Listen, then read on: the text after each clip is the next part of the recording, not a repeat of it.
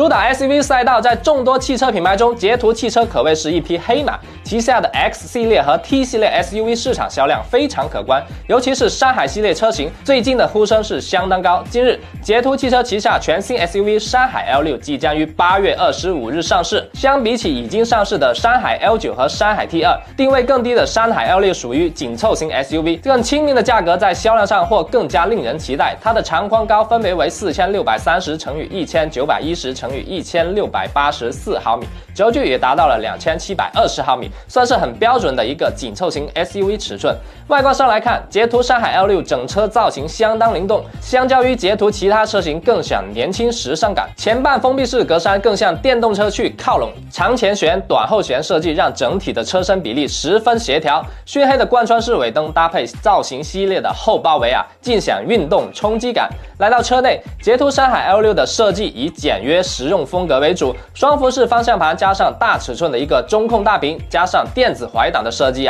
让无线充电面板以及杯架等配置得以合理布置。从图片中还可以看到疲劳驾驶检测系统、540度全景影像、华为 HiCar 等智能互联等功能实现上车。动力方面，捷途山海 L6 将会搭载一套插电式混合动力系统， 1.5T 发动机最大功率达到了115千瓦，但电动机的最大功率目前尚未透露，匹配 10.9 千瓦时和 19.43 千瓦时的电池组，提供了48公里和91公里的纯电续航里程。小电池组的上车在售价层面有望给到惊喜，参考宋 Plus DM-i 起售价或在12万元到13万元之间。